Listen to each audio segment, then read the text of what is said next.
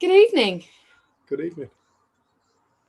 We've done another very open evening. We haven't got a topic, we haven't got a blurb, but we thought it'd just be nice to see who showed up and if there's questions, things people have seen, if anyone that was on the retreat or watched the retreat since. Just kind of open to anything. Just anybody wants to talk about anything, anybody wants to share anything, anybody's been getting some insight, anybody who questions, anything. Kelly, you all right, love?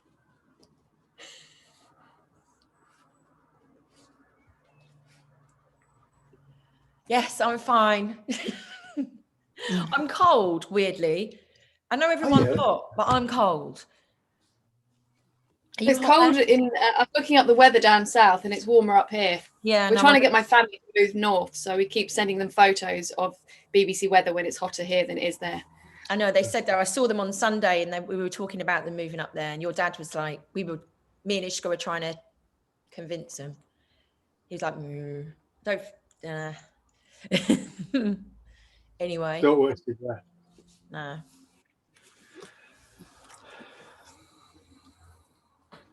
Haven't got anything to say apart from that, though. Okay, cool. We'll just see where the evening goes then. Leanne, you got out? I do. Go on.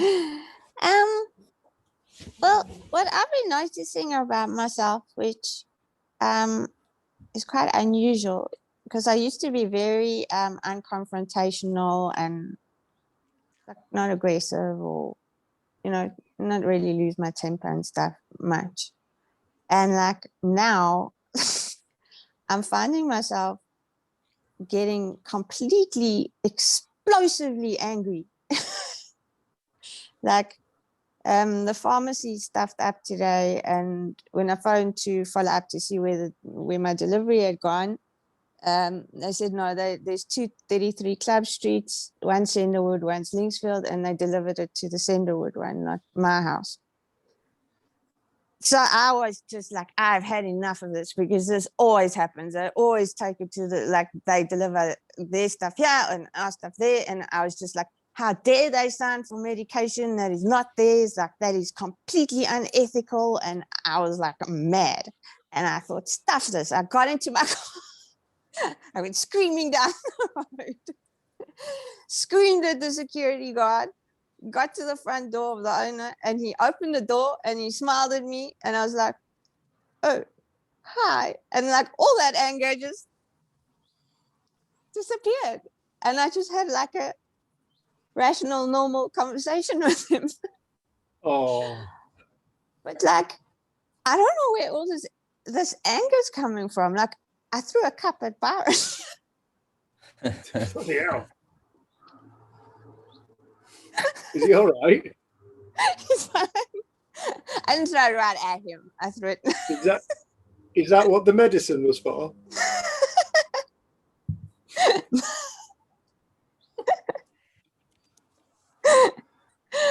So I'm like finding like my moods are like going like with this anger thing, like going so extreme and then going so like the other way, like just I totally understand this. Like, okay, it wasn't the man's fault. Like, and then I like had a whole conversation with him, and we swapped phone numbers, and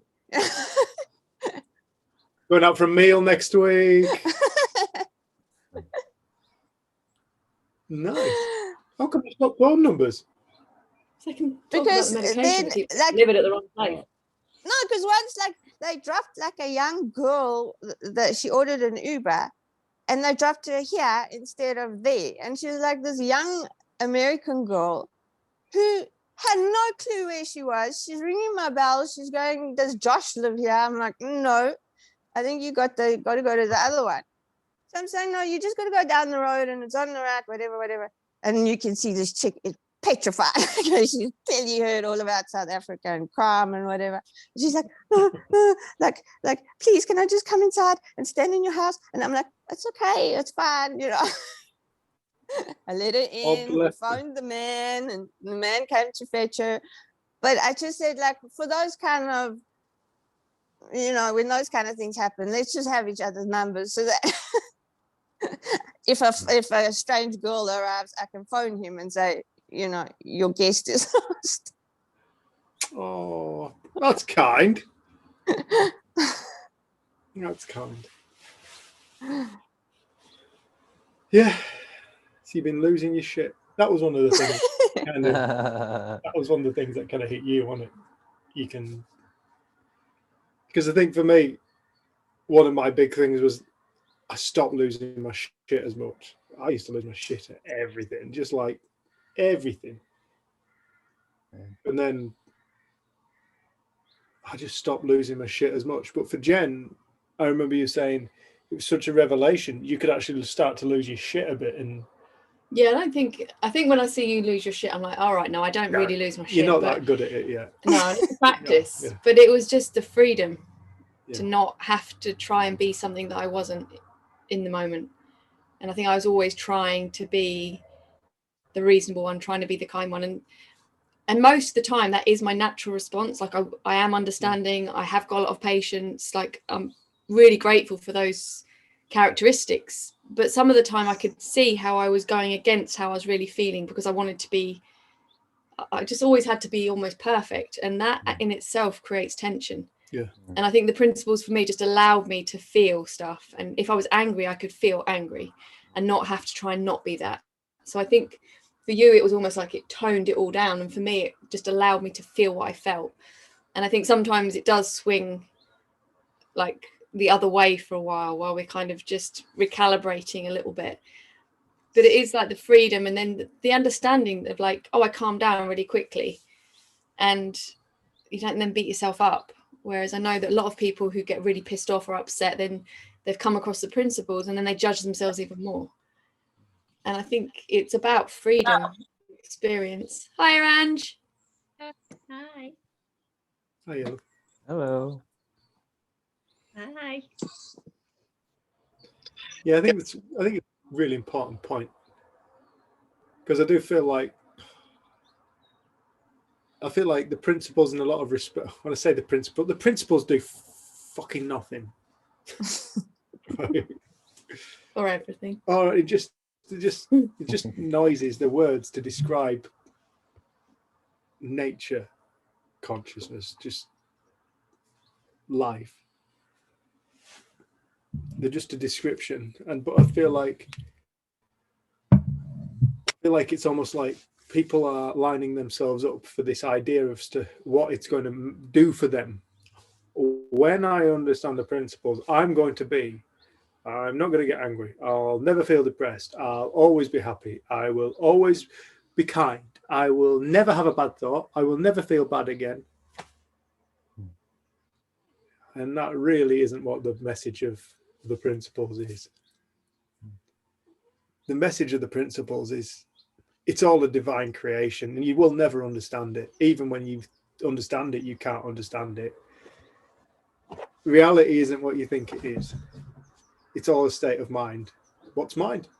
I don't know. But what it is pointing to is that everything is born of that space. Everything is just that. And it's like, I feel like a lot of the time people come into the principles hoping it's going to fix them. It can't fix you because nobody's broken. You can't fix what was never broken. The thing that gives the illusion that we're broken is that we have feelings and we have experiences. Now, this is part of life. Life includes all experiences.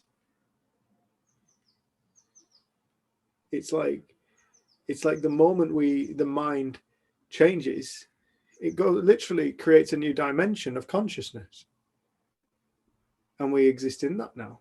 And then we exist in that one. And then we exist in this. And it doesn't sit still. It's an ever-changing event, all born of the same place. And it's like, it's true. For when people start to wake up and start to understand it, it does realign them with the nature of themselves. Not so much the ego, not so much the character, the character is a consequence of consciousness, and everybody wants to work on the character. I want to work on my character. I don't want this part of my character. I don't want to experience this within my character. I don't want these feelings within my character. We're always looking at the character. The character is a consequence. It's not even, it's as real as we believe it to be. But to me, the principles was always about go beyond everything you think you know about yourself, this world, and anything. And you will find this thing. And this thing is inexplicable. It's love beyond anything you can comprehend. Find it. And the only place you'll ever find it is within yourself, because you're already it. You're made of it. Everything is made of it, with the illusion that it isn't. And it can play anything it wants. That's exactly what it does. It just so happens when people start to wake up, when consciousness wakes up to itself, that's all that's happening. It's just consciousness waking up to itself. When consciousness wakes up to itself, it makes sense of itself. It starts teaching you, doesn't it? Yeah, it starts teaching you. It makes sense of itself, but in a way that the ego can't understand, or the intellect cannot understand. So it's like, what I'm trying to get at in a really long-winded way is, it doesn't matter if people lose their shit or not. It really doesn't matter. It doesn't matter if you feel down. It doesn't matter if you feel sad. It doesn't matter if you feel upset. It doesn't matter. It doesn't matter. It doesn't matter. You know, one of the biggest causes of pain is the belief that I shouldn't feel like this. I shouldn't. I shouldn't. I shouldn't. I shouldn't. I shouldn't. All these judgments. It's just a judgment. All suffering is created from judgment. I was thinking with understanding, it's almost like the teacher in you wakes up, and all experience is then the guide and the lesson. And I think without the judgment, we start to see stuff about our own ego. We start to see stuff about our own character. Like, it just brings stuff to light for us. Yeah. And then we kind of then want to go to work on it. But instead, it's almost like, no, the light of consciousness has been shone upon something, and then it's like it will shine somewhere else. But I think it's almost, you start to just see how attached to a character we are, of who we think we are and how we think we should be and what we do then, and then suddenly you're surprised because you're acting in a way that you're just out of character, and you realize how fluid we are. And I think it's like we get so caught up in the content of life and in the how it looks and how it's shown up, and like you were saying on the retreat, like, it's mesmerizing. We're mesmerized by our life and our character, and then we forget to appreciate the fact of life, like the fact of experience. And I think that's why Sid was always trying to say, now go to the fact, go before the content and go to the fact, because that's where the magic is. That's where the appreciation, the gratitude comes. It's like, I get to lose my shit. Like, I get to experience that. Sometimes it feels fucking great to just go, you fucking asshole. You know, and sometimes it feels great to, I've been building a camper van. It's pissed me right off at times. I smashed a window up, not a glass window, but the window frame. I was in such a foul You thought you'd done it wrong. I thought I'd done it wrong. I smashed it into the ground. And then you realised you'd done it right. I picked it up and I realised, oh, shit, it actually wouldn't have fitted. Yeah, it would actually have fitted. I felt like a right dickhead. But, you know. That's such a ironic. Yeah, such a dick. But that's just what happened in that moment. You know, and I can live in judgment of it. I can live in judgment, Dave, you know, you share the principles, you should know better, blah, blah. How can you even call yourself a principles teacher, you know? No, I'm a human being. That's what the principles are pointing to. They're talking about the full embracing of the human experience. Did you know that reality is completely constructed of thought? Everything is thought. Everything is thought. Not what to do with thought. this is what you must do with thought. You must always think along these lines. It's the realization. And anybody who has this realization, who realizes that literally the whole thing is this stuff we call thought. I don't know what thought is. I do not know what thought is. It's a divine source of infinite potential. It creates all things and all experiences. It's not yours and it's not mine.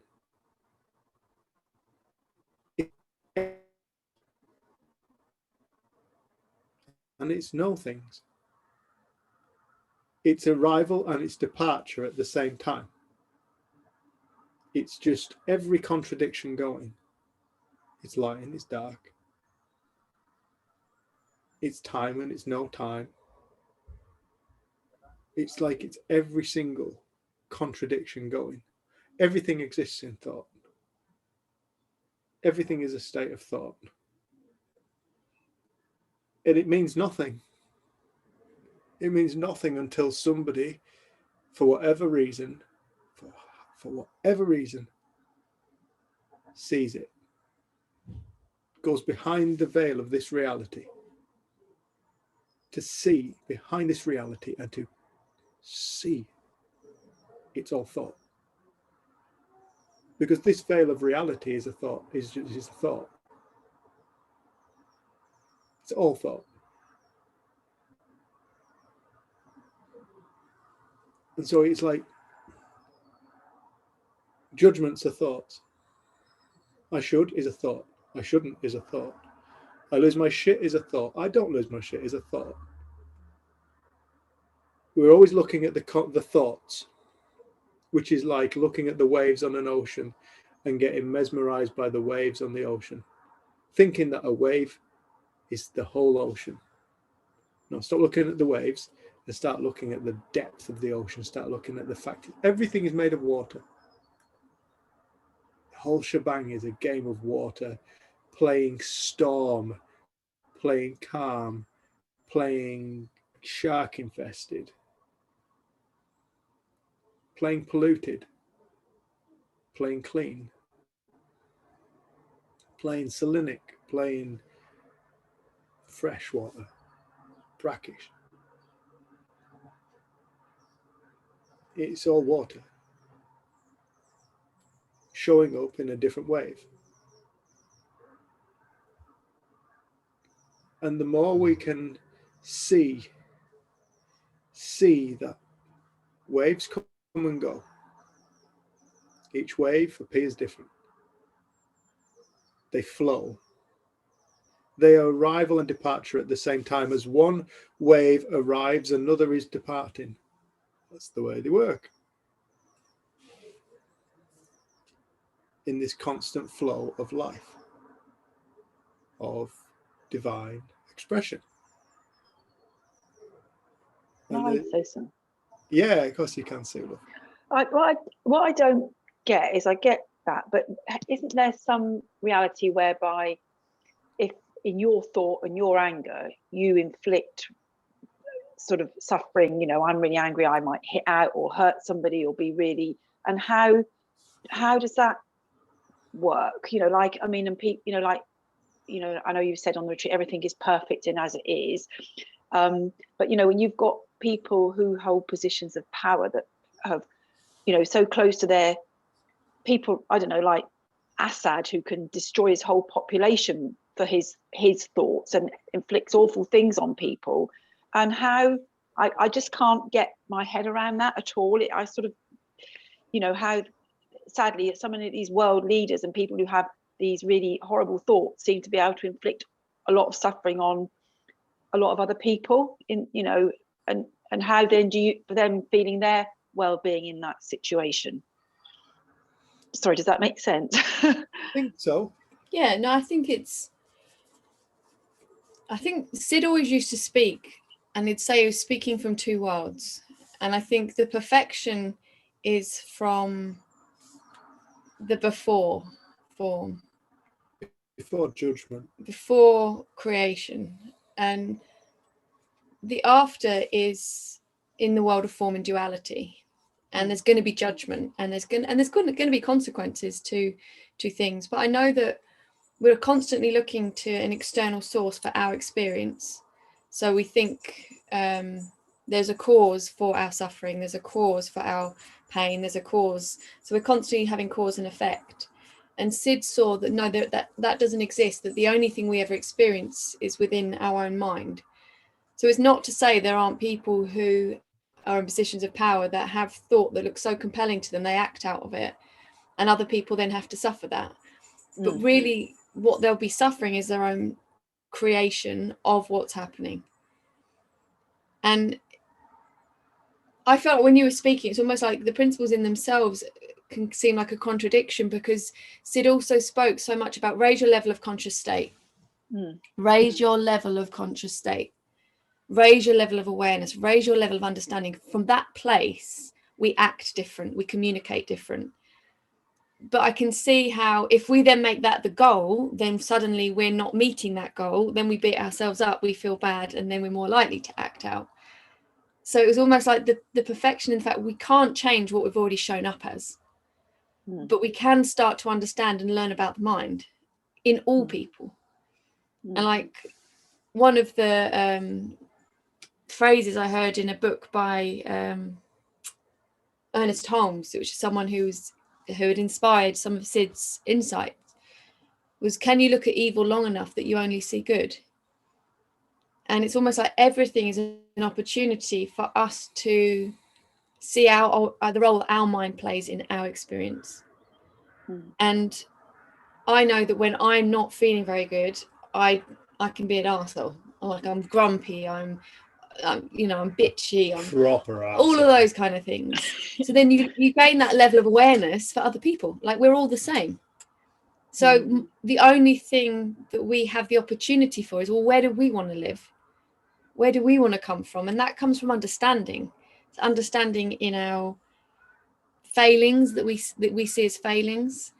Well, can I still love myself even though I lost my shit today? Like do I need to give that any more attention? It's already happened, it's already gone. But the perfection is in the fact that through these principles, all reality is created, all life is created. That's the perfection. What happens in our almost delusion of separation is that we see self and other, and we have fear, and we have greed, and we have all of those things that we don't like in the world.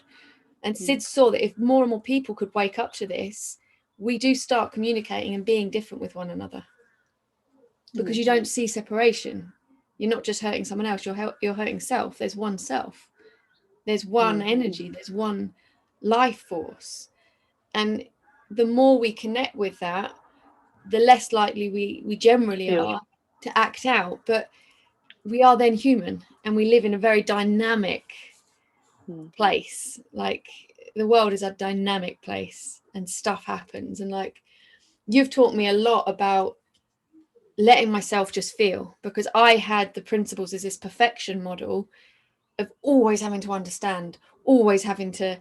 But there's been times where I have then had a conversation where I have been really reactive, and it's been so helpful, because I've actually got honest, and I've been able to have an honest conversation. But I was like, no, you don't ever lose your temper, you don't ever raise your voice. Like everything is content and everything is ideas when we start thinking the principles is a way to live, rather than a description of how creation happens, like the before stuff. Which is truly spectacularly magical knowledge to come across. I suppose that's what Elsie said, didn't she? I think in the previous retreat, she was talking to somebody and she said, I've done this, but no more. You know, like I've been angry, but rather than I've been angry because blah, blah, blah. And it was just that sort of shock, I've been angry. End of.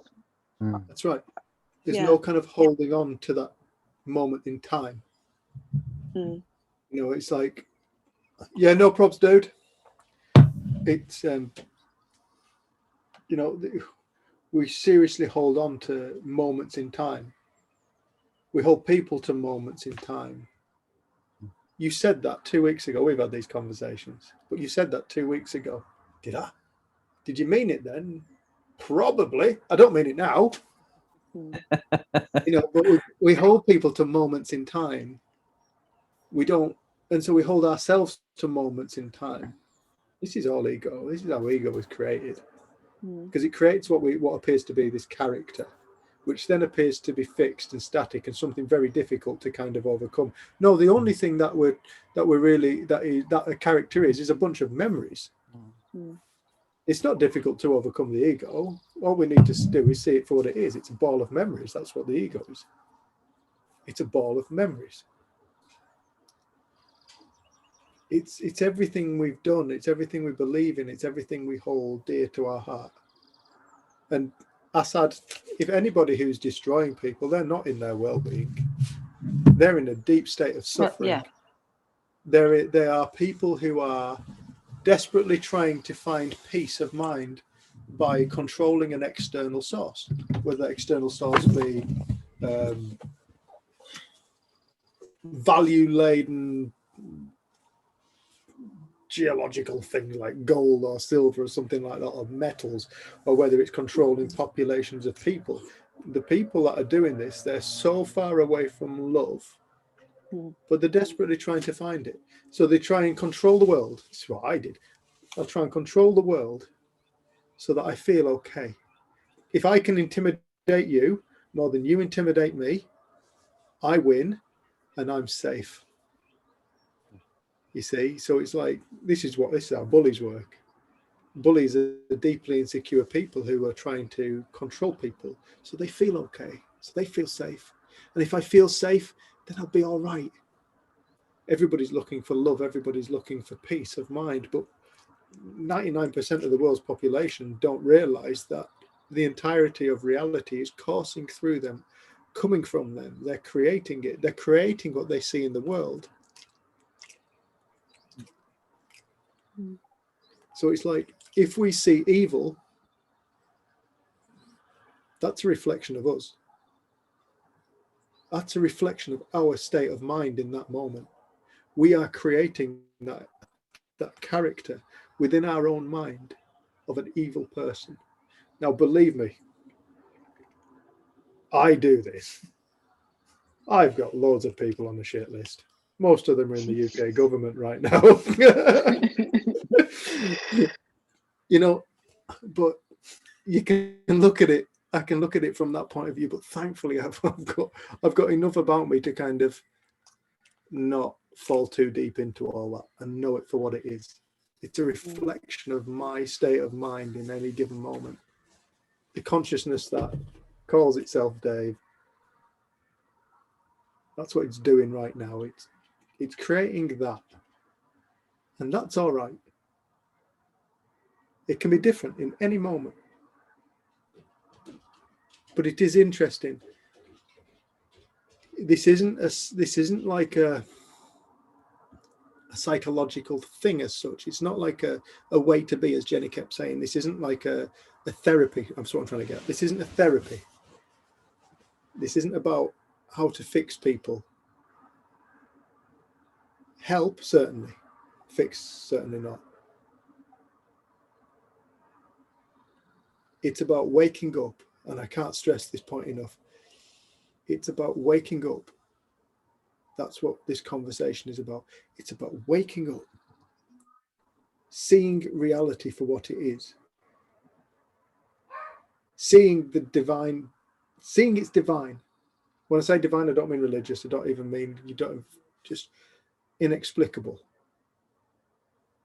unwordable.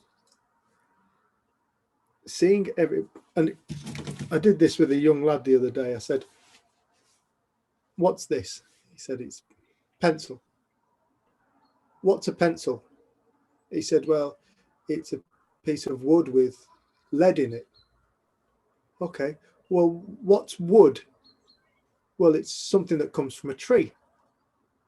"Okay, well, what's a tree?" "Well, it's a plant." "What's a plant?" "Well, it's a kind of life that exists on Earth." "What's that kind of life that lives on Earth?" I don't know. Okay, well, let's look at the lead then. What's lead? It's like, well, it's a thing you dig out of the ground. Okay, but what is it? Well, it's like a mineral. What's a mineral? Well, it's a kind of substance. What's a substance? It's a kind of stuff. What's a stuff? I don't know.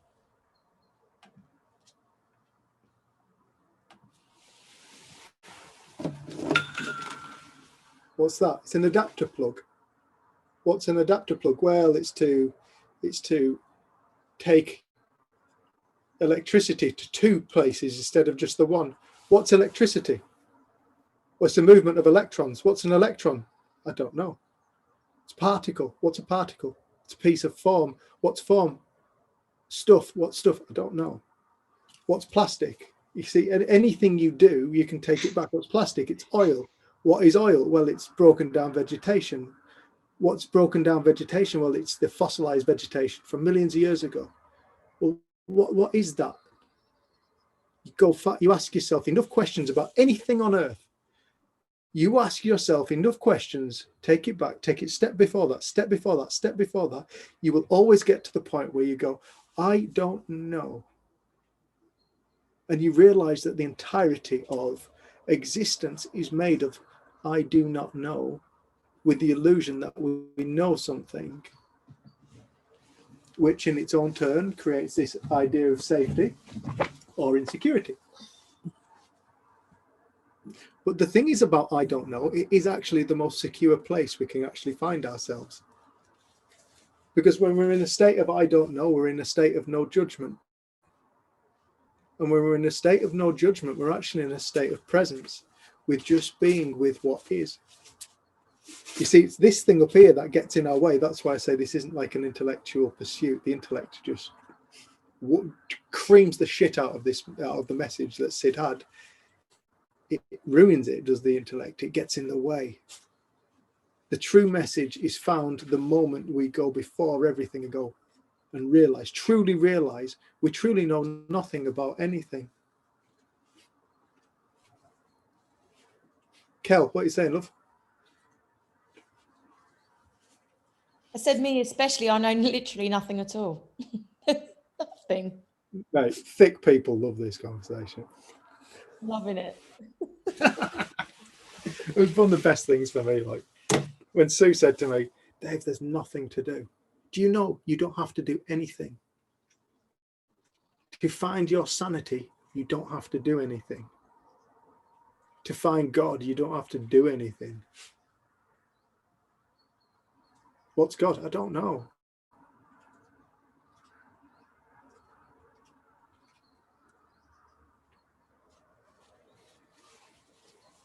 But everybody is it. It's what is before a thought is formed. It's the ocean before a wave is created. You see, a wave is still part of the ocean. But we give it like a dualistic word. It has its own word as though it has its own character. It has no, the character of a wave is the ocean.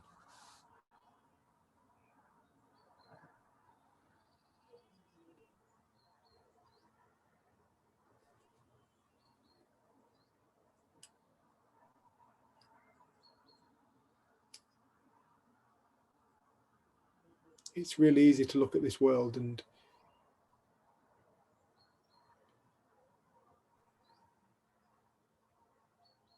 try and make sense of it. You can't until you realize what the world is.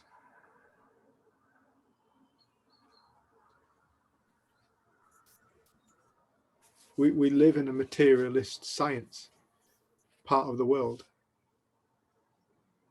And this materialist science has fucking separated everything. It's divided everything up and it's taken the spirit out of life. It's made us in our own minds like machines, meat machines. Machines made of meat. And it means life's pointless. It has no meaning, it has no purpose. it creates that kind of, well, it's just all this anyway. It doesn't matter. It's all fluke. It's all chance. It's all people who think along those lines. They have very little joy in their lives. It's really simple. They have very little joy in their lives because they're so disconnected from their true nature, which isn't anything like that. It's beautiful.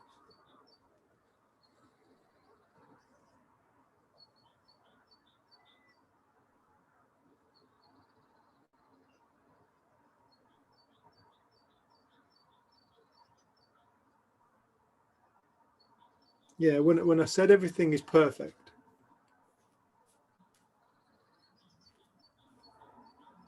I don't mean I don't think the world could be better.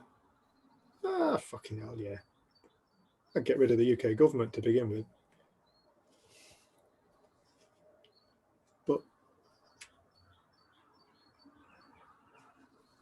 it couldn't be any other way. It literally cannot be any other way than what it is, because it is as it is right now. It cannot be any other way than what it is. It's impossible. So therefore, it must be perfect. Has to be perfect. Without judgment. Because judgments are up for grabs. Is that right or is it wrong? You can ask 10 people that and you'll get 10 different responses. Is that right or is it wrong? Everybody will have a different opinion on it. So we're not talking about an opinion. It has to be something before opinion.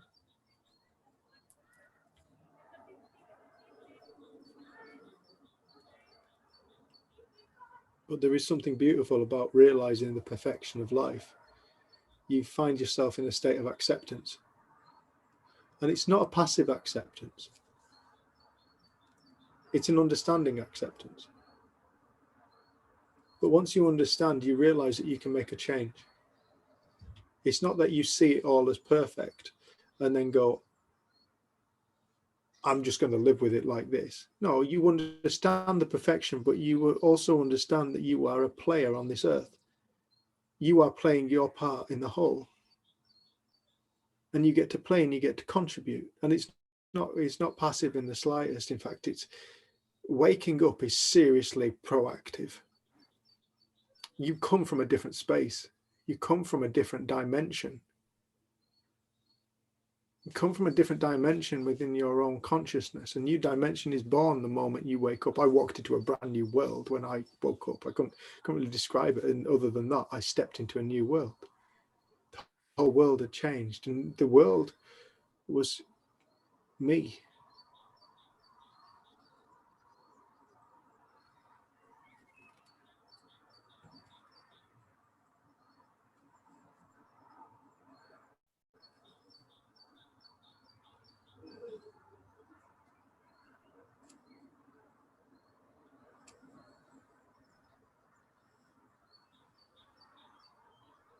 And then you get to choose, how do I want to live my life? What do I want more of in my life and what do I want less of in my life? You get to become more aware of your own mind, and what starting to wake up will do for people is it'll start to show them their own ego. You start to wake up and you, like Leanne, you start to wake up and you start to see, I've been thinking like this for so long. This is how I think. You start to become aware of your own experience. Rather than just blindly just experiencing what looks like an external thing, you start to become aware of experience. And you start to become aware of, I think like this. You start to become more aware of how you feel. And that quite often can be tempestuous for people. Awakening isn't always clean and fluffy and feathers and roses and angels. It can be really fucking dark for people as well. What's that word you just said? I don't know. Fucking. I don't know. What did I say? Don't know. I don't know. I have to listen to the recording. I've never heard you use it. Something in this. Tempestuous. Yeah, what does that mean? Tempestuous, stormy. Learn a new word.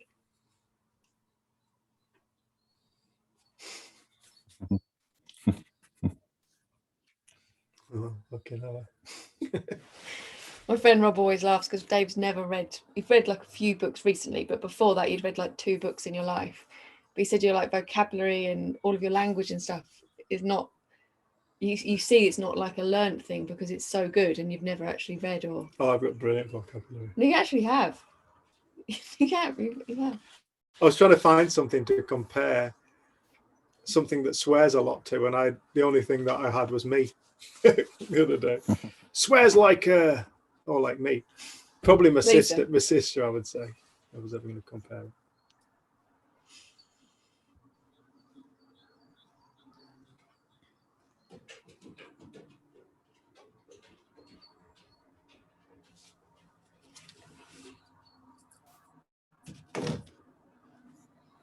Love this.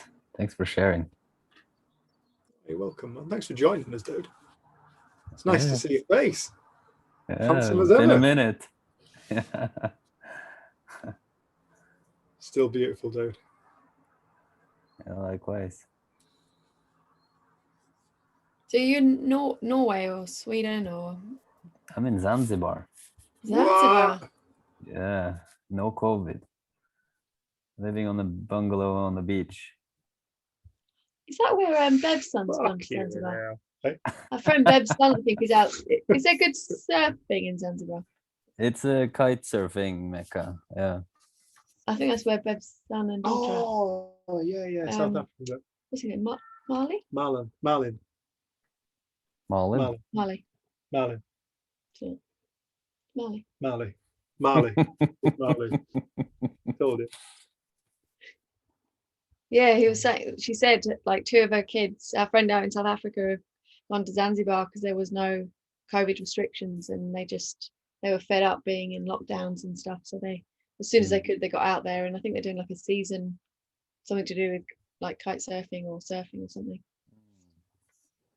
That's interesting. I don't know if I would have been here without exploring self-inquiry or like 3 principles, because there was definitely a lot of thinking going on very in Norway, and I don't know, being conditioned by government or whatever, and but it came to me like, yeah, go to Zanzibar. I mean, you know, a house on the beach there, and or my parents do, and a lot of friends there, and it's possible.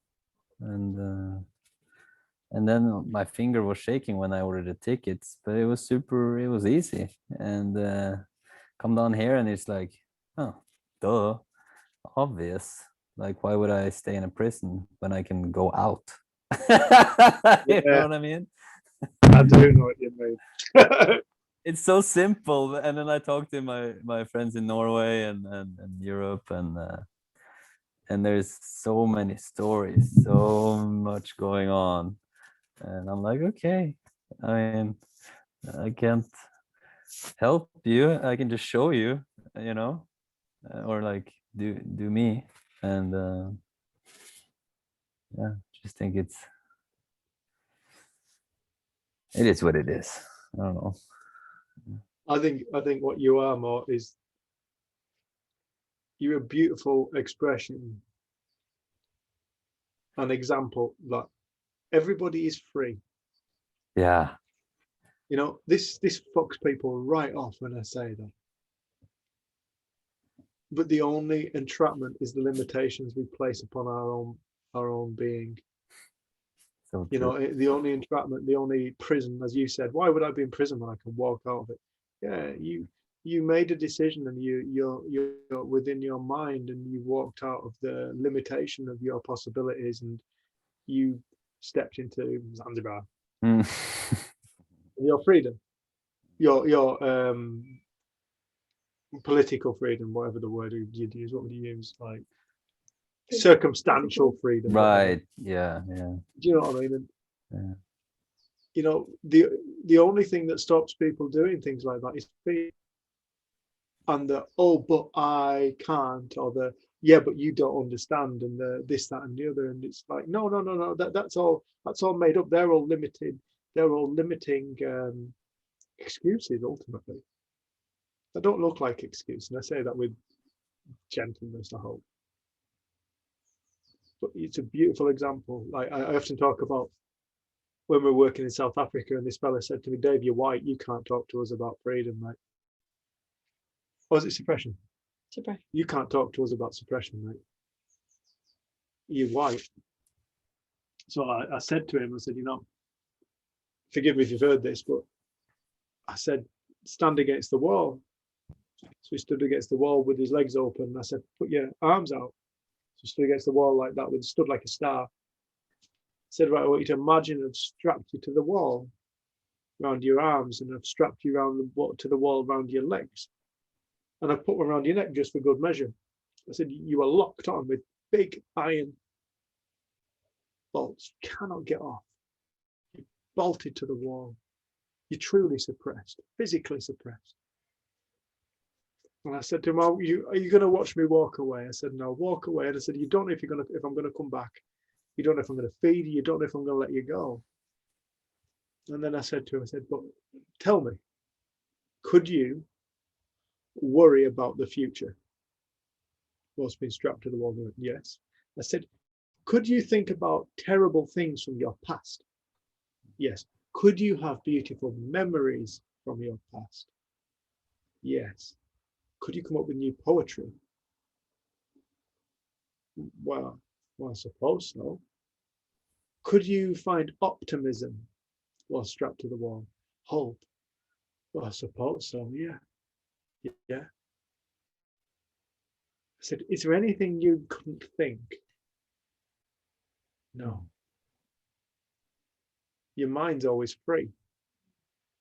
The mind is always free. The mind cannot be encased in anything. And I've been to prison.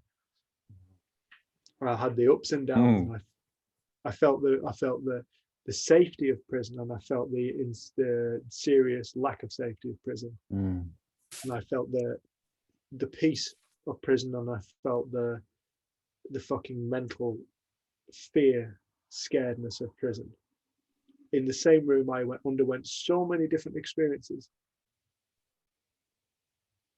Worry, anxieties, happiness, laughter, joy, learning, breaking down of ideas that I had about people. And I had all kinds of experiences stuck in a little room with a shitty little bed and a toilet and a window that big that you could feed the pigeon out of.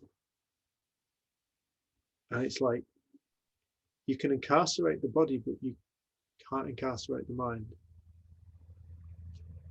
And I think that's such an important thing for people to start to understand now. Because we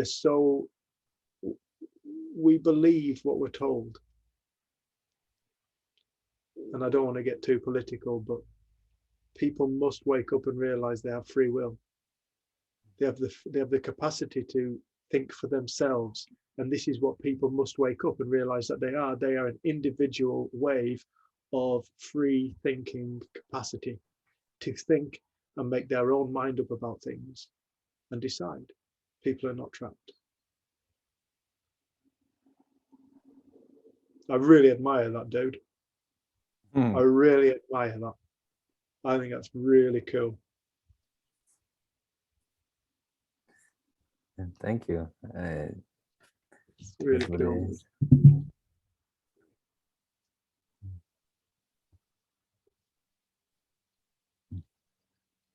Hey up, Dad.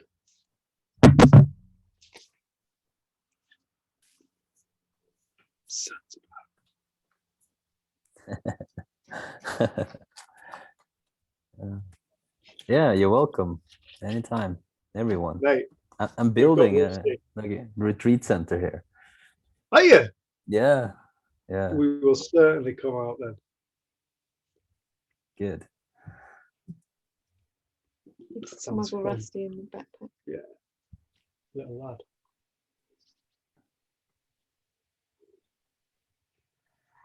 Rusty, whenever we're on group, he'll always find a really random place to like fall asleep, which look like at the moment he's got his face in between a pair of my trainers and on a bag, and he looks so uncomfortable. talking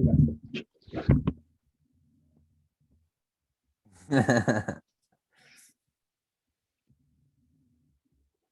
Rusty, what time is it?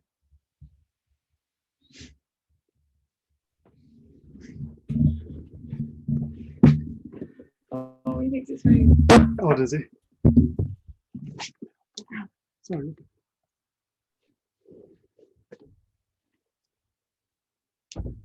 But what you said about newness in the moment. I don't know if that's how you phrased it, but I loved how what you talked about newness. You know, I talk with a lot of like newness in the moment, like a baby, like just feeling everything is just new and everything is possible. And yeah, it got me thinking about I talk to a lot of people these days. We do like I do marketing for coaches, and then they talk to me, and then if they're interested in working with us, and I listen to them, and they have so many stories, and like you touched upon earlier about how we are. I don't know. It just seems like we have our stories and we re-engage with our stories, and when we do, it seems like it's going fast, and people are not noticing because they are very oftentimes very seeking, and it's like they're seeking in the past. They're holding, like you said, Jen, maybe earlier, that it's like a holding on. It's like it's like holding on, contracting a moment or the past moment and holding on to it in fear of kind of letting go to that new moment or something. And in that new moment, that's where like everything is. And it's like, I remember Jamie sometimes said like people come to his workshops and stuff, and they're like, I want this transformation. I'm looking for like, you know, this peace of mind. And then he's like, yeah, it's actually here now. You're good. And then they're like, what do you mean? No, that's it. And then we have a tendency to like, but yeah, but not now. Like I'm looking for it. It's not convenient now. Like I want peace of mind. I'm looking for peace of mind. Give me 3 months. Give me some searching time. You know, it just reminded me about that. Like, yeah, you know, it's here. A baby or a kid is like, it's my nephews when I talk to them about creative projects or music videos, or we're just playing around with filming with our phones and editing and stuff, and they're just down for everything. Like, should we do this? Yeah, we should totally do that now. And it's just so simple. There's no like contamination, or there's no like stories there. Yeah, stories is I don't know if that's the right word, but you know what I mean. Yeah, I think so, man. I think it's such an important thing. It's like, again, we all think we have this idea as to what we're actually looking for. And it's like, oh, I'm looking for peace. Are you? Are you truly looking for peace all the time? Would you not like to live? Like, would you not like to have your boundaries pushed sometimes? Have your limits shown to you for what they are? How could you ever know you're unbreakable unless you're tested? It's like so many people are afraid of feelings. So many people are afraid of feelings, depression, sadness, grief. How can you ever know you're unbreakable unless you're tested? Isn't that what this game of life's about? It's about the full experience of all things before you incarnate as something else, before you move on into a new dimension of beingness, whatever the hell that means. But it's like knowing it's like the only thing Sid was trying to guide us to was almost like, if you want to call it a law of the universe, a law of the universe, but understand you are that law. You are the law of the universe. That's what you are. Everything that we try and study afterwards in thoughts, feelings, and behavior and anything around the world is an after the fact. Stop looking at the after the fact and start to look at the law of spirit. Bring spirit back into the picture. Don't bring it back in. Bring the formless and the form into one, and you will find yourself. And yourself will be a mystery. You will always be a mystery, but you will know that you are there, and you will know that you are whole, and you will know that you are beyond anything the intellect can get its head round. And there is your peace. Because once you've found that, you can then go out into the world and you can experience, and you can have the deepest of upsets. You can find the deepest of fears come into your awareness and experience it in all its full fucking majesty, only for it to pass through at some point. And as it passes through, what's actually happened is a part of your ego has just died. You have shed an aspect of your character, as is what happens for people when they come out of depression. A fear that they've carried around has suddenly, it's interesting, you can think about anything that you've really suffered in your past, a time where you worried so deeply about something, and perhaps you worried about it for months or possibly years, but it passed. You can now think about that subject, and from a neutral space. It doesn't hurt you anymore. This is what, when these negative experiences come up, in one way we should be celebrating it, because ultimately it is the passing or the shedding of a belief or a thing we've carried around unconsciously for our entire lives,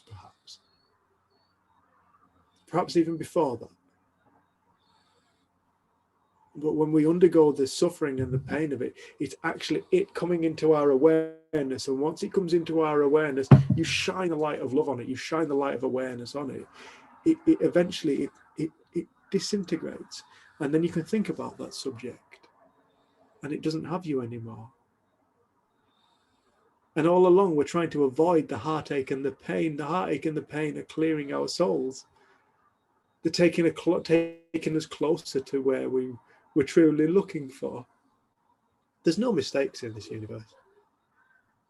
There's no mistakes in the way we're created.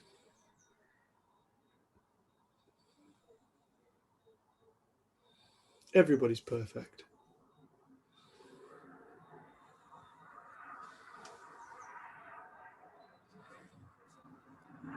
Okay.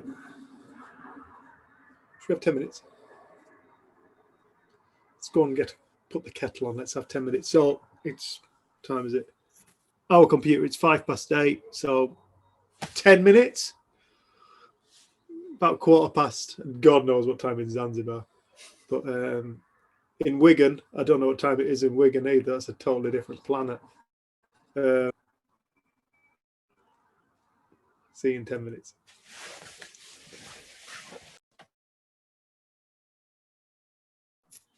I get why you'd ask that.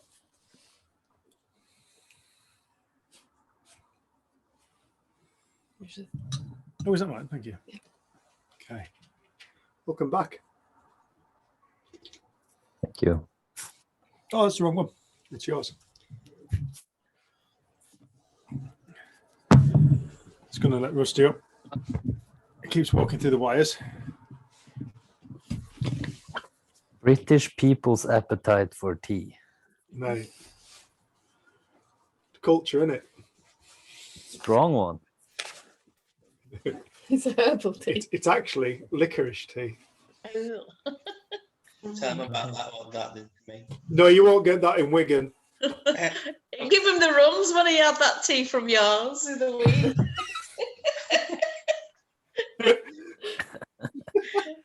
Give you the rums. It's called nutrients, love. I thought it was called mud. Mud.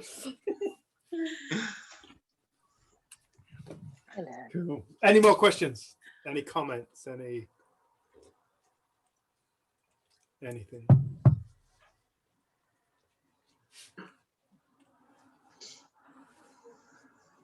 I've now left home again.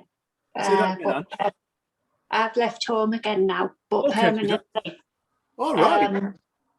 Yeah, I've had a couple of days of not being really very nice. His illness got, like, the aggression side of it came out. It hasn't been very pleasant to be around, and obviously I know what's going on, but I just couldn't do it anymore. So I've decided to give the caring role up now, and left it in the hands of the professionals to do. But what would have normally have been a probably more stressful time has been fairly quite smooth. And again, it's down to the way that I've dealt with it and just taken it like in what I could have imagined all of these things that were going to happen, but I just took it for like in the moment, and didn't make this big thing about it, didn't create this great big scenario of how it should be and how I should like treat him or how he should treat me. It's just ran really smoothly, considering it's been a big like thing over the past couple of days. So again, it's down to my new way of the way I think about things, that it's made it run as smooth as it possibly can under the circumstances.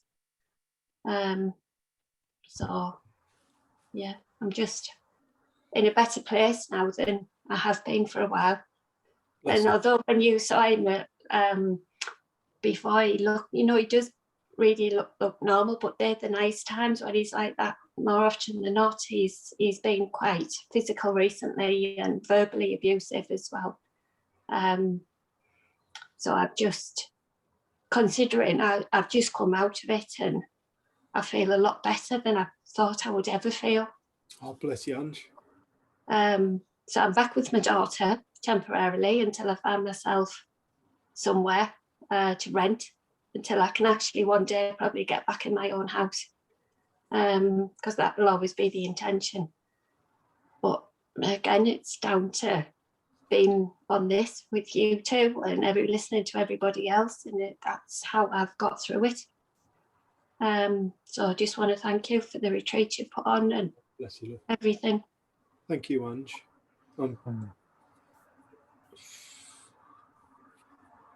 That's beautiful.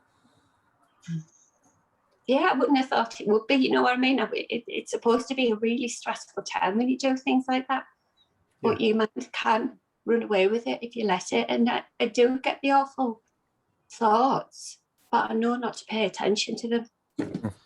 And the feeling comes along with them, but I know what that is now. So I think everyone's really worried about me, but there's no need for me to be worried about, because I'm doing okay. So yeah, it's good. Thank you. Beautiful. Thank you. Amazing. I know that Beautiful. I don't think we'd heard you share before, and I think David just been like, "So Ange, how are you doing?" and on one of the earlier calls, and then everything you shared and the kind of the journey you've had going through this. So, Angie's husband has dementia, and she's been caring for him. There's like a big backstory to it all, yeah. but it's been so cool kind of watching you kind of realize and see and find your own voice and navigate things, and just hearing you share that. And you can see how there's this idea that situation should be stressful, but you've just navigated it moment to moment to moment, and you've been seen moved. Yeah, and I think it's like, if we'd said that to you sort of 4 months ago, 5 months ago, how do you think you'd feel if this were to happen? We have no idea, but it's almost like you dealt with everything as it came to you. And and I'm really grateful that you share on group, because it is, when other people share, it's so helpful for people. Like we know that often people say, when that person said that, and So thank you for being open and honest. I know sometimes it's been hard because he's maybe been in the background, or you're doing the caring role at the same time. Yeah, I could never speak on a night normally, just because he thought I was having loads of people in my room, in my bedroom, and trying to keep the noise down. And I had a few incidences last week with the same thing. He was getting really annoyed with the party he was having in his room on the night, and there was nobody there, but he brought it over to me, into my bedroom, and was like, you lot just keep it down in there. And again, I would have really got annoyed with him at one point, but I just went with it and settled him down and put him back into his bedroom. And because on his bedroom door he's got like glass and it's all like beveled, and I had to cover all that up and put towels on so he couldn't see it. And he did start to sleep okay, but then just Tuesday gone, he was adamant I was trying to get a day off for myself, and he was adamant I was trying to get him out the house. And it was just horrible, and the language. And my daughter was there as well, and she witnessed it, and he had his fists up and everything, and it was just not nice.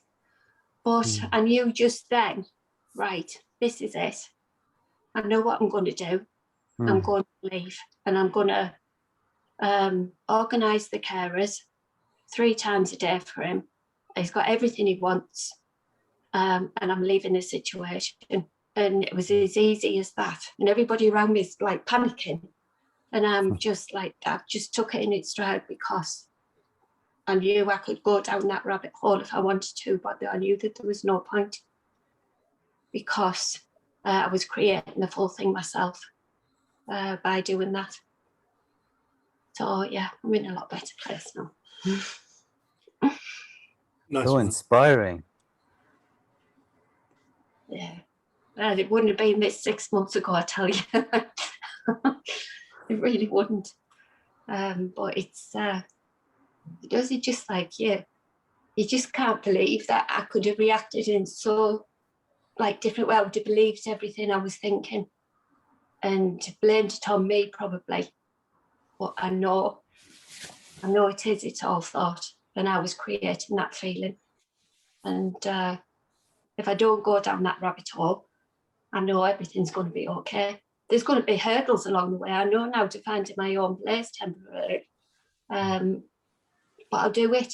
There's no rush for it. I don't have to, it doesn't have to be straight away. I can do it in my own time. So yeah, it's good. Awesome, Ange. You know,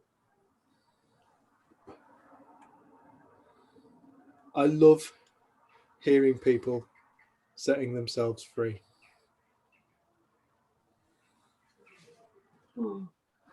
That's what it feels like, Dave. It feels as though I have been set free. Like even just 2 days, it was only 2 days ago. Yeah.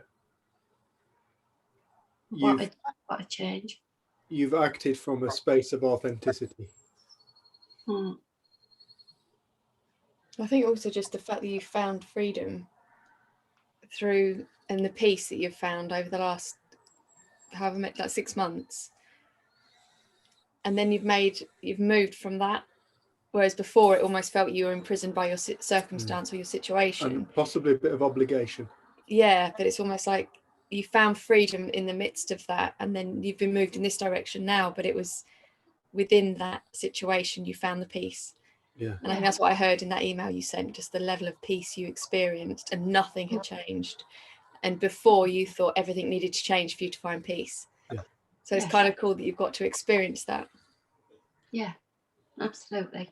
Yeah, I think it's also like you start to gain appreciation for the movement that you were guided. When the time's right, you moved. You know, when I used to work in prisons, I used to work for a charity, and I didn't get on with my manageress. She was a proper pain in my ass. And I loved working in prison. I loved it. But I could only share from the magic that I'd found in life.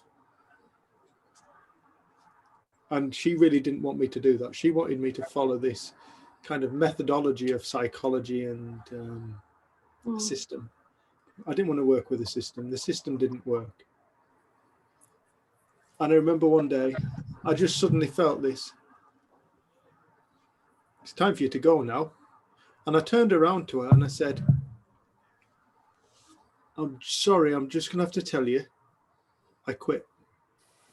We were stood on Whitehaven Pier. If you haven't done them, I suppose anybody knows that. West Coast of Cumbria. And she went, pardon? I said, I quit. She said, you quitting because of me? I said, I'm just leaving. No, I'm leaving. And she said to me, oh, you must feel terrible right now then. I said, no, I have to be honest. I feel so free right now. It was like that spontaneous movement. Now I need to go. Now I need to move. Now the time's up. And you moved. Time's up. You move out. You move on. And we saw a dear friend of ours today who's just split up with her husband, and she's met another man.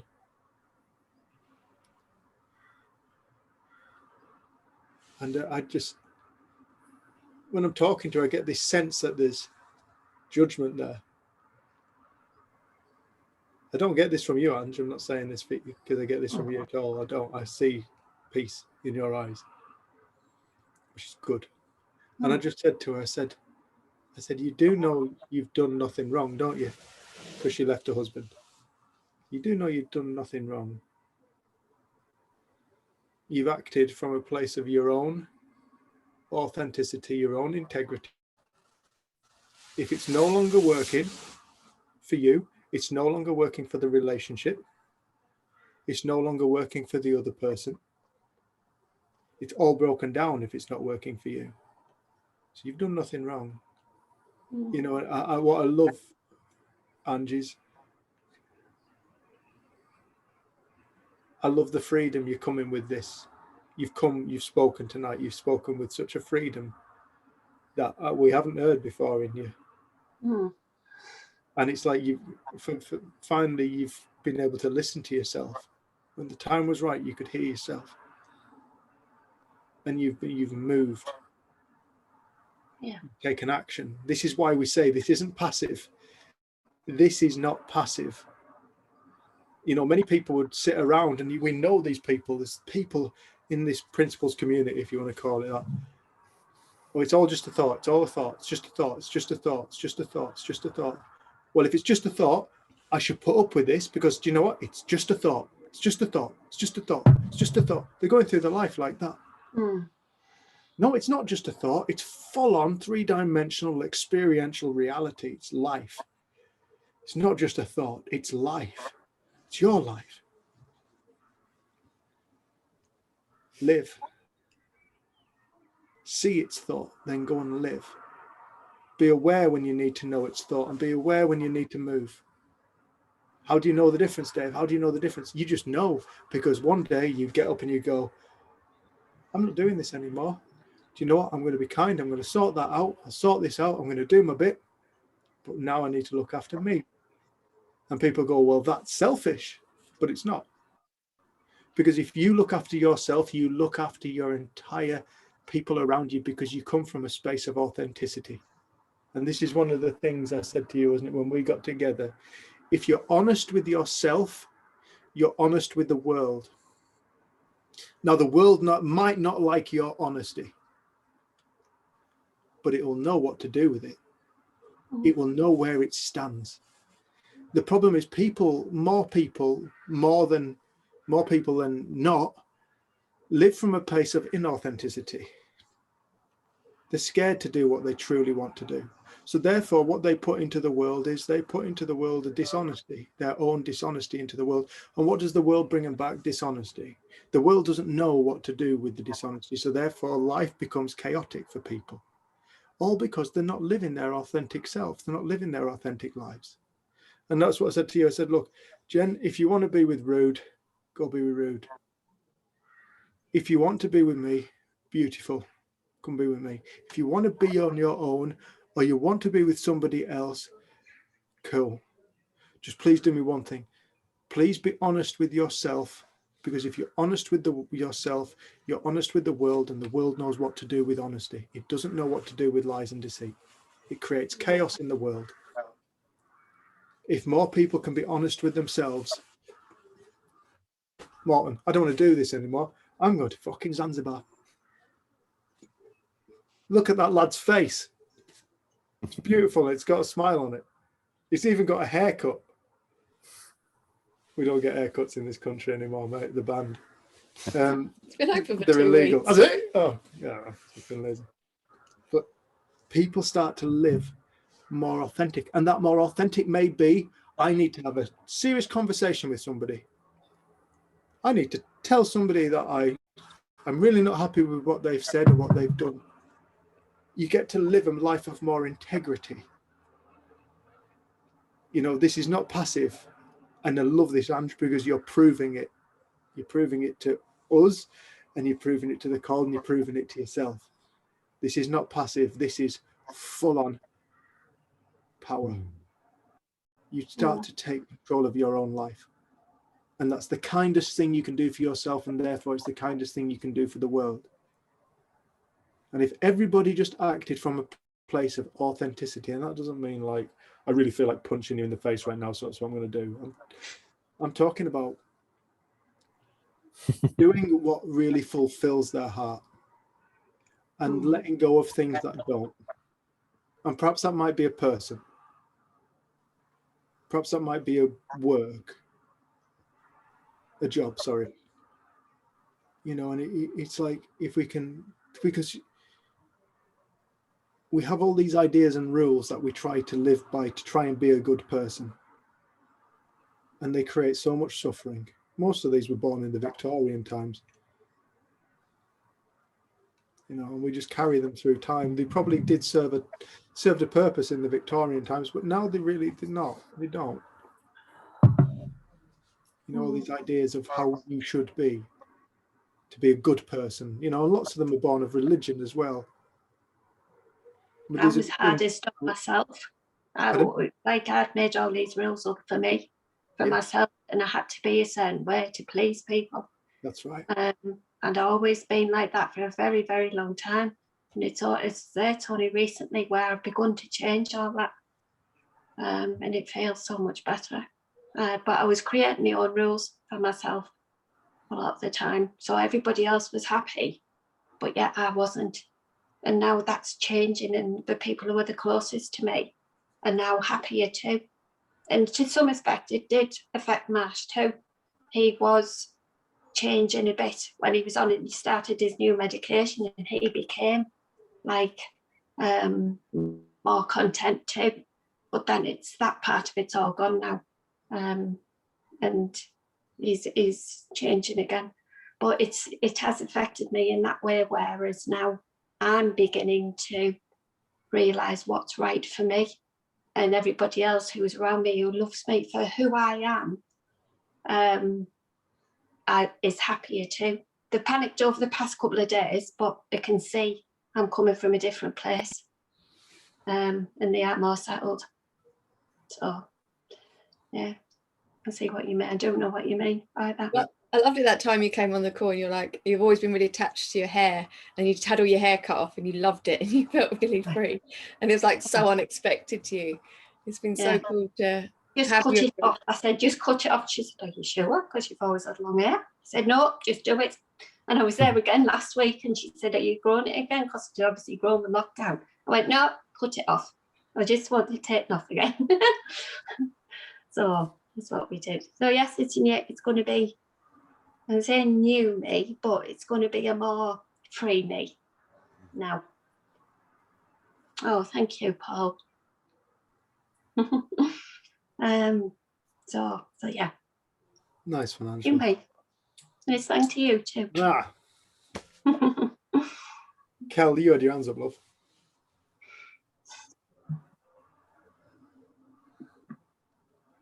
I didn't, but I would like to say something. What was that? Oh, I was waving to Paul. Oh, Camera on. That was hi, Paul. It's nice to see you. you need to write it on your hand. Watcher. like that. But I will say something about Angie's situation. You know, I've been around my mum who's been poorly for a long time, and I have a lot of shoulds that come from childhood and these shoulds are like, they don't cut, you think they come from you, but they don't. They come from outside. And you've got this idea of what it is to be this person who's caring, and, you know, as Jenny said earlier, who doesn't lose their temper, who doesn't do all of these things. But actually, you know, when you start saying, oh, I should feel like this about something, normally I always just feel that they're things that are, I started to notice when I have that dialogue in my head that I start to really question the should, and whether or not that is actually authentically me. And I've discovered recently through thinking about it, you know, kind of being curious about it, that actually that isn't the authentic me. That also in some way that's my sort of, I don't want to use psychological psychotherapy terms, but like the child or the ego in me that is sort of fighting, and there's a kind of element of you rely on the things that are going wrong with other people to orientate a kind of false self. That makes sense. Yeah. But actually when you stop doing that, and again you kind of put your own mask on first, it's like that thing in the airplane where you put your own mask on, help everybody else, and then you can help everyone else. But when you're looking after people that aren't very well, you become quite codependent. Your personality sort of becomes about how well you're doing at dealing with that situation. And for me sometimes now, like I have actual physical feelings in my body about those situations, and I really try and just sit with, I allow the feelings.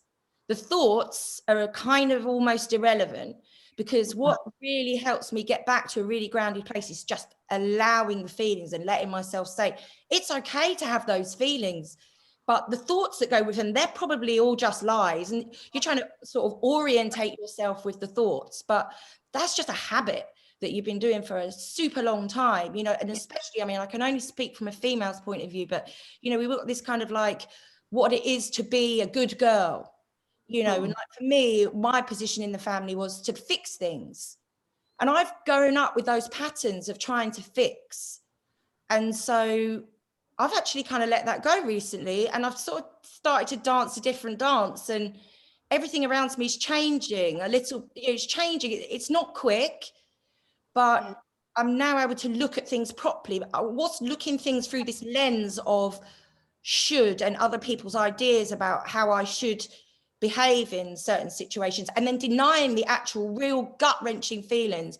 So a lot of things to do with my mother, but I was putting thoughts on them, but when I really, really allow the feelings, they dissipate, and some other type of clarity comes through the other side, which it seems to me that you've got to that place where there's a different type of clarity that is not clouded by this lens of what you feel you should be doing or what you're duty bound to do or the role that you've always played.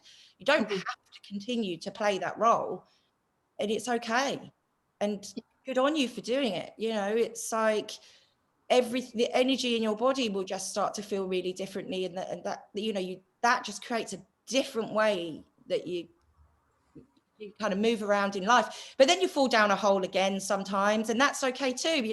I just have to keep saying to myself all the time, just allow yourself to feel the feelings. You don't, the thoughts, I don't bloody know about the thoughts. I don't know about them because they can change like all the time. You know, I can think one thing, next thing, and then I'll start thinking something else. And it's like, well, which one's true? I don't know, bloody hell, which one's bloody true? I don't know. All I know is that the feelings, the actual physical sensations in my body, they are the real things. All the thoughts, they're just shit. You know, so they're just stuff. I've been like ill in the past with the feelings that I've had over things that I've done or decisions I've made, and I've made myself poorly in the past because of it. Yeah. And I just don't have that tight horrible feeling in my tummy anymore. Yeah. Because it has it. That's the only word it can. It's freed up. Yeah. And I think a lot better about anything that I feel now. I know it's all to do with what's going on in my head. Yeah. How I'm thinking about things. So it gives me time. I step back and think about how it's affecting me, and this is only me. It can't be Marsh, my husband. It can't be.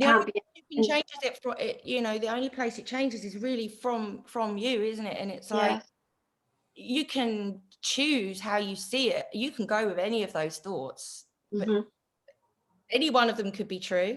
Any one could be completely not true. Yeah. They could be your thoughts, they could be someone else's thoughts. It's very hard to know which ones are yours, especially when you live in societies like ours, and it's hard. I just do what feels right now. You know, I do what feels right for me at that time. I mean, I found those feelings in my body quite scary, and I avoided them by trying to think my way out of them. Yeah. That for me, it doesn't work.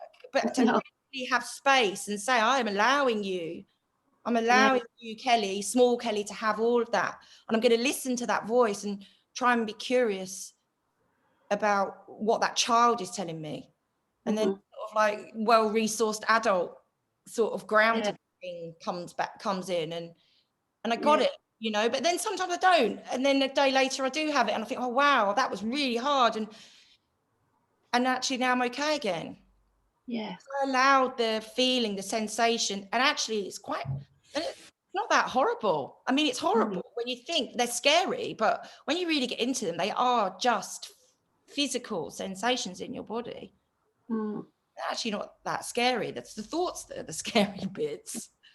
Yeah, I always thought it meant something when I had them poorly, like tummy feelings and everything. I always thought it meant something that I was doing wrong or whatever.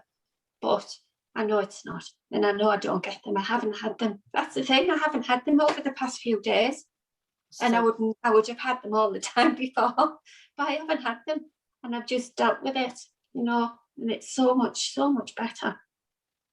I really felt that sensation of that going away when on my first retreat with Dave and Jen. Just gone. All those feelings of dread just went. And I saw Jenny and Dave, and I was like, it's just not here anymore. I'm worried they're going to come back. But then Dave always says to me, no, you're not going to go back. But there's always something more to learn that you might get those feelings again with. There is no back. There is no back. People are so afraid of going back to who they were. You cannot go back to who your back doesn't exist. Back's a memory. I truly believe that, Ev. I do truly believe that now. There is no back. There's no back. No, I feel that now. It's like I just couldn't. And if anyone had offered me lots of money to go back, like as in, you know, not go back to him, I couldn't do it. No. I wouldn't do it. It's impossible. Me and Paul had this conversation.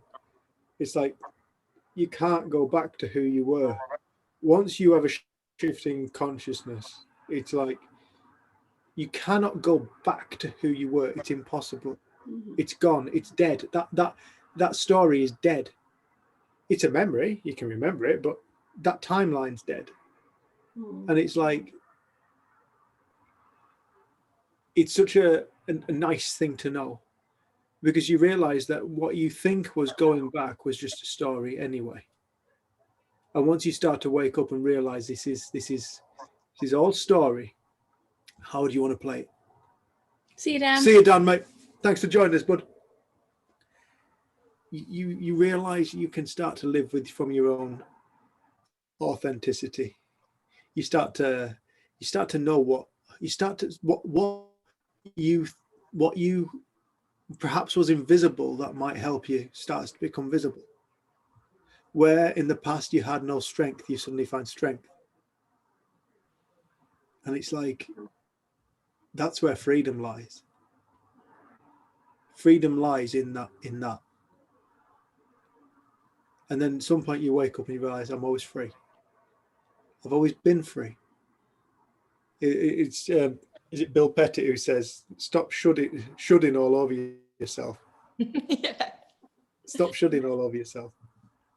Oh. You know, these encapsulations and prisons that we create within our own mind, that we then blame on external circumstance. Seeing that this is the only way it actually works. It only works this one way.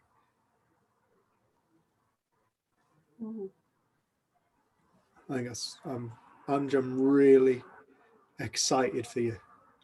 Thank you. I'm really excited to see where life takes you next. So am I. Yeah. Yeah. But I really get a sense that you're gonna just sit in it and you're gonna feel the movement and you're just gonna be moved. Whatever that movement is. It may be sitting still for a few weeks.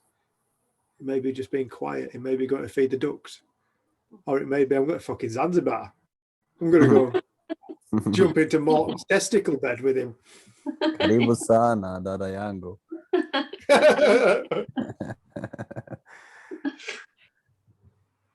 Yeah. Thanks, love. You're Thanks, welcome. Thank you. Did you say Morton's testicle bed? Yeah, sure, Morton. I just want to see Morton's testicles. You want to see my testicles? Oh, yes, please. I've been waiting for you to offer all night. Can you see it? It looks like Paul Mackey's logo. I feel it like an upside down heart. Oh, did you? I definitely didn't think it looked like testicles. Paul? Oh, do they look like your testicles? That's plagiarism, isn't it? That's plagiarism of your logo. Yeah, he needs to pay me money for that. What? I'll travel to Zanzibar to get it as well. Can you get a picture of your logo?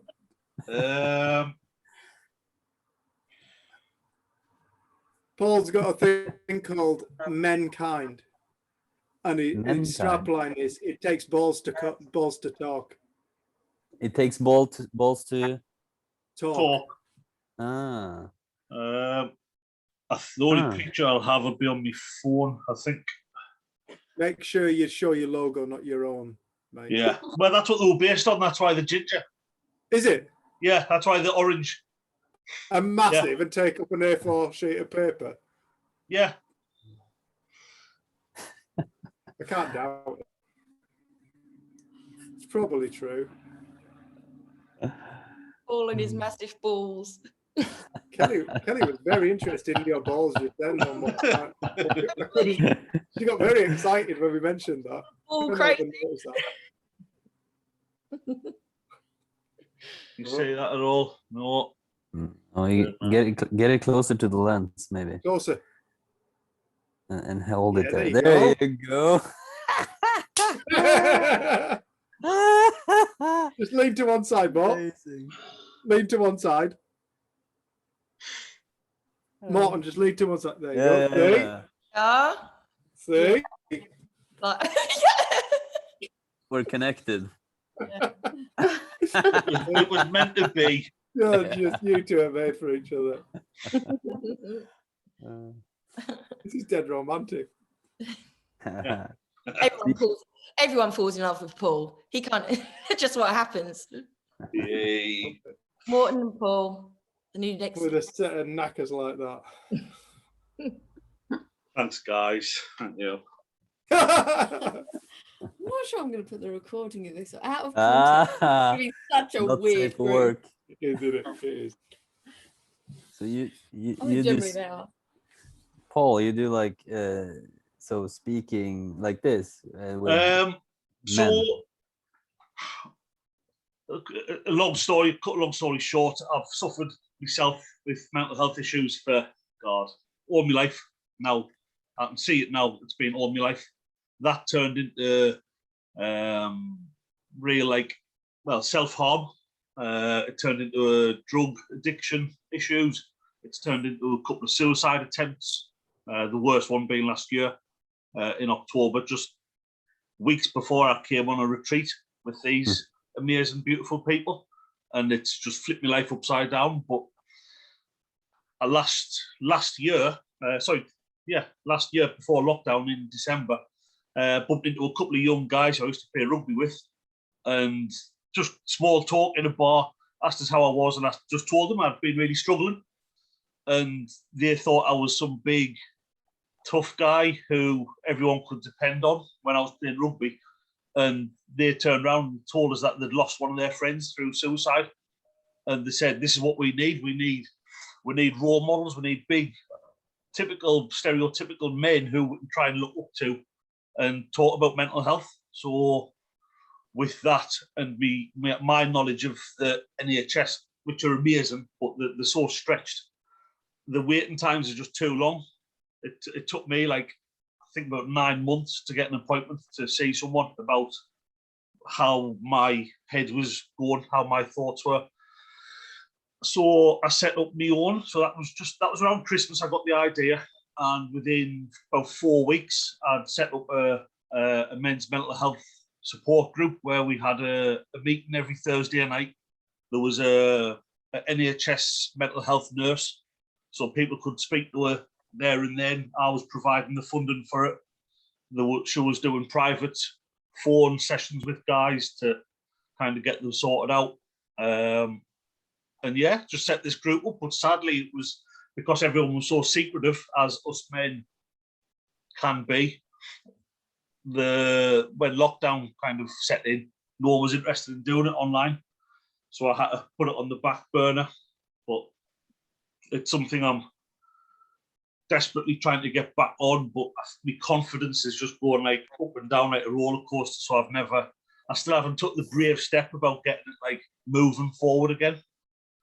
No, but yeah, it will do though. It will do, and it will be a success like it was before, and it will help people and hopefully introduce them to this.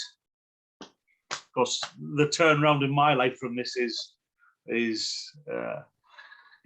I was just a big arrogant arsehole before I met Jen and Dave on that retreat, and then kind of opened up myself to who I am, and that I can be anything. I don't have to be this particular man.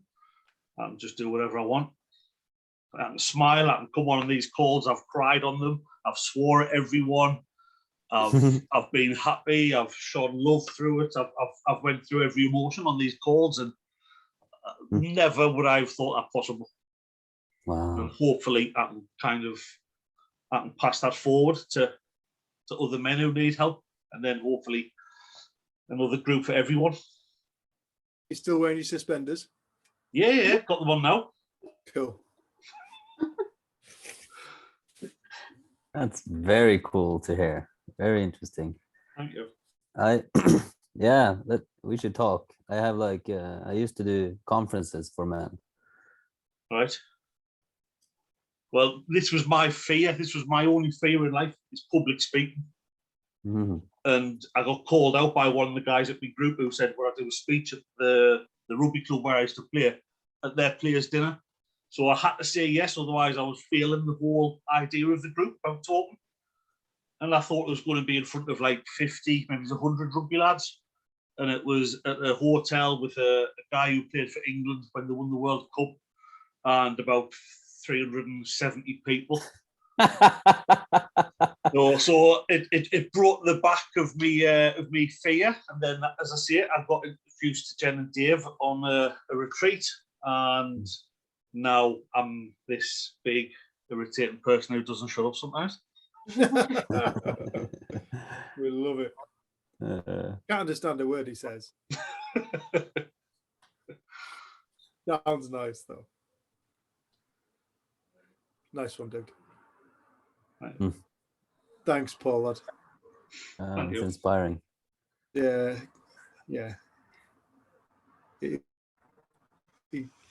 Get that stuff sorted out, mate. Because there's plenty more people like you, dude. I actually got a message from a friend during this, and yeah, he would be he's just pouring his heart out, telling about his life, and he's watching pictures of me in Zanzibar, so he's inspired, and it's a friend from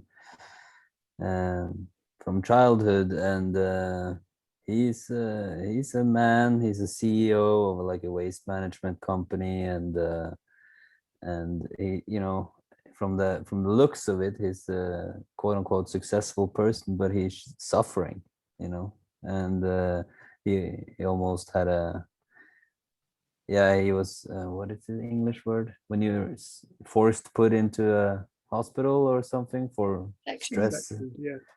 Huh? Section and into he was sectioned into a hospital because of stress, and I think he was close to losing his life. And so it was interesting you talked about that now, because he just wrote like a long message to me.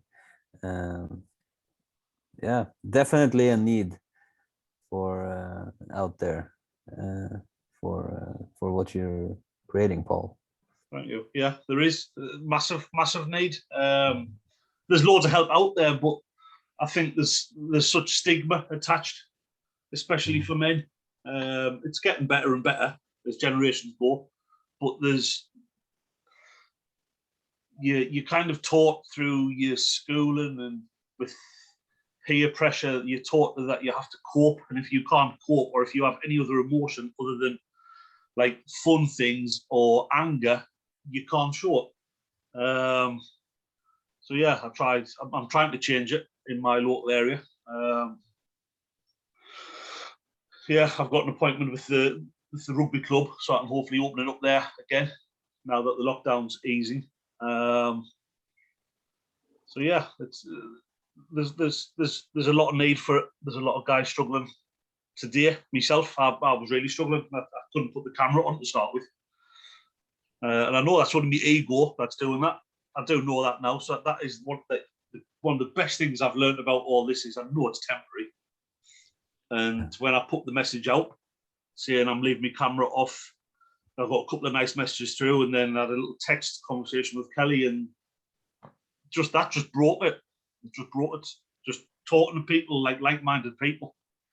So these groups are this is so important for me. Kind of keeping you in touch and keeping you grounded, and yeah, we all need a reminder, mate. Yeah, keeping it kind of real.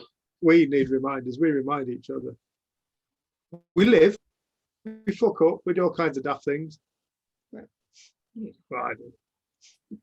Not used to. You've probably got a wardrobe full of halos and angels' wings, man. I'm the other end of the spectrum. But yeah, we get to remind each other, and it's useful. It's mad. This game of life is fucking mental.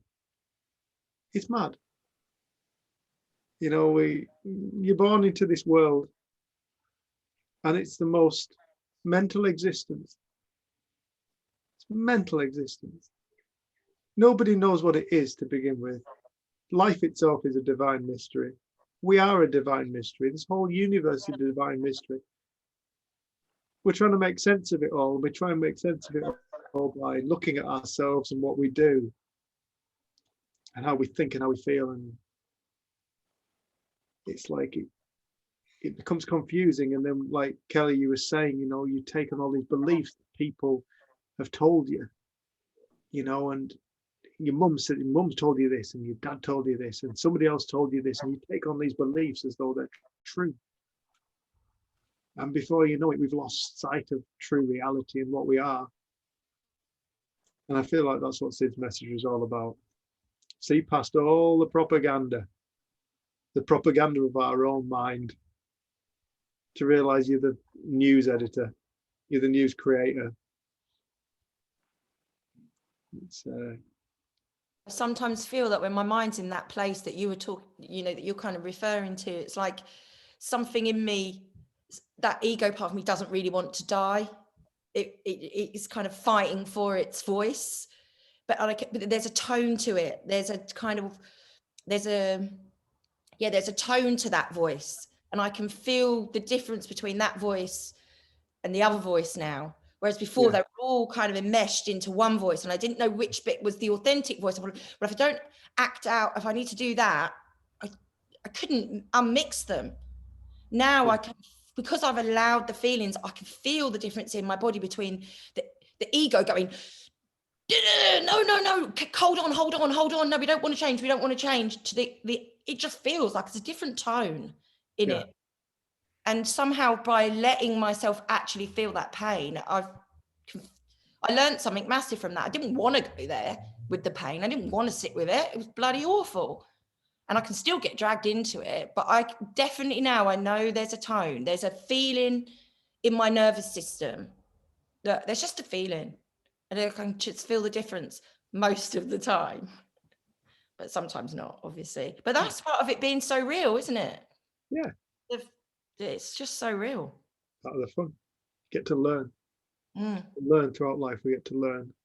It's like it has to be louder as well to make you learn it. It's just like, you're ignoring it. I'm going to get more. That's right. More. That's what people call karma. Yeah. That's what people call karma. It's like until you learn your lesson, you will continually be facing the same thing over and over again. And you meet these people. You meet people who look like they're constantly banging their head against a brick wall and don't understand why it hurts. And it's like, well, because you've not learned the lesson around that yet. That's why I keep hit me not so long ago about, pain is the transition. It's a movement. It's the releasing of something.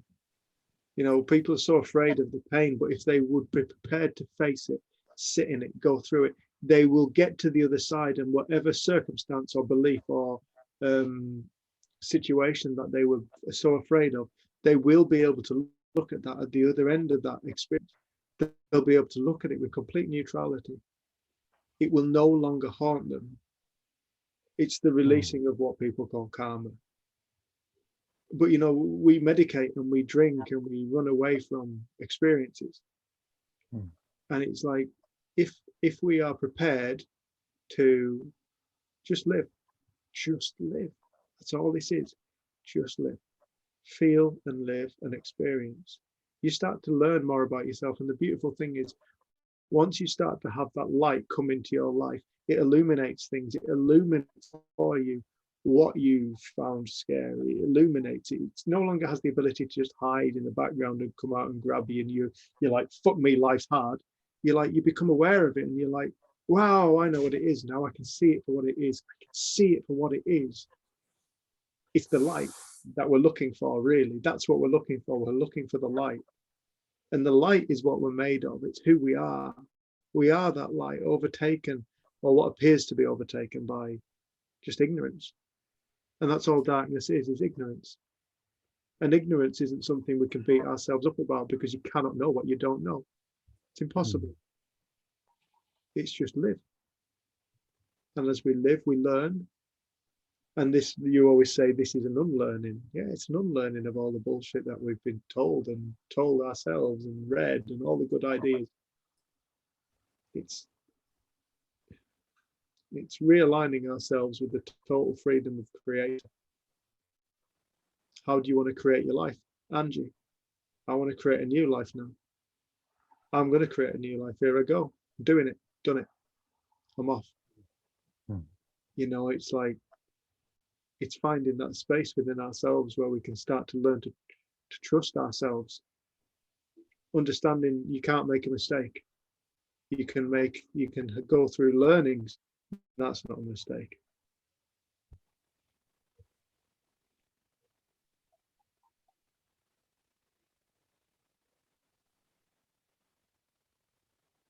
Oh, it's been really nice tonight. Thank you, everybody, for coming. Thank you for sharing. Yeah, everybody, thank you so much for sharing.